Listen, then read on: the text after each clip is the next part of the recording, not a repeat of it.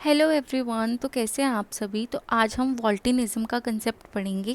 इससे पहले मैं आपको लाइफ साइकिल ऑफ बॉम्बेक्स मॉरी करवा चुकी हूँ, सिल्क क्लैन बहुत डिटेल में करवा चुकी हूँ। अब हम सेरिकल्चर की तरफ मूव कर रहे हैं। उसमें एक छोटा सा कंसेप्ट है वॉल्टिनिज्म। सेरिकल्चर प्रॉपरली मैं आपको पढ़ाऊँगी, बट आज जो है हम वो पढ़ रहे हैं वॉल्टिनिज्म क्या होता है। तो वॉल्टिनिज्म होता है refers to number of broods raised per year. कितने ब्रूड्स जो हैं सिल्क वॉर्म के वो हम रेज करते हैं per year. It is genetically determined character which exert it effect through hormone. ये एक जेनेटिकली डिटरमाइंड करेक्टर है जो हार्मोन्स के थ्रू जाना जाता है, मतलब हार्मोन्स के थ्रू होता है। Based on voltinism 3 kinds of races are recognised in mulberry silkworm, univoltine, bivoltine, multivoltine. Mulberry silkworm को 3 पार्ट्स में हम कैटेगराइज कर सकते हैं, 3 डिफरेंट पार्ट में। बट द मेजर ग्रुप जो है सिल्कवॉर्म का वो यूनिवोल्टाइन के अंडर होता है। यूनी का मतलब होता है 1, वोल्टाइन का मतलब होता है ब्रूड फ्रिक्वेंसी, और बाईवोल्टाइन कैटेगरी। जो यूनिवोल्टाइन ब्रीड है वो जनरली लिंक करती है कि किस एरिया में सिल्कवॉर्म ग्रो हो रहा है विद इन ग्रेटर यूरोप। जो एग्स हैं इस टाइप के वो हाइबरनेट करते हैं during winter due to cold climate and cross fertilize only by spring, generating silk only once annually. जो सेकंड टाइप की ब्रीड होती है वो होती है बाईवोल्टाइन। ये यूजुअली एशिया में पाई जाती है, जिसमें इंडिया भी एक कंट्री है। China, Japan, Korea, India. और जो ब्रीडिंग प्रोसेस है वो 2 बार होती है 1 साल के अंदर। A feat made possible through the slightly warmer climate and resulting 2 life cycle.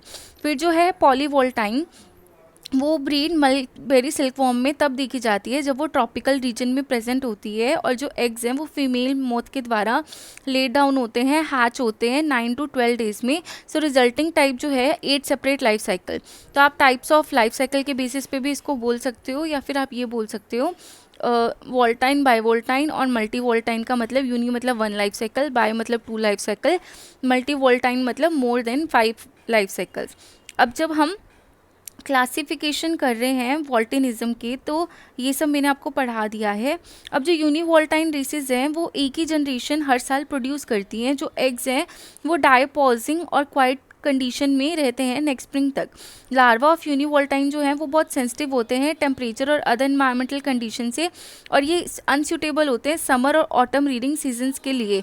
The larval period जो होता है इनका वो बहुत ज़्यादा लॉन्ग होता है, और जितने भी यूरोपियन रेसेस होते हैं वो यूनिवोल्टाइंस होते हैं, और जो कुकून है वो कमर्शियली वेरी सुपीरियर होता है। Bivoltine races have 2 generation per year. जो फर्स्ट जनरेशन है अडल्ट की वो डेवलप करती है एग से, हैच करती है स्प्रिंग में, और नॉन डायपोजिंग एग्स करती है, मतलब ये रुकते नहीं है, ये कॉन्टिन्यूसली ग्रो करते रहते हैं। The second generation adult developing from these eggs ले egg with in which remain in dormant state till next spring.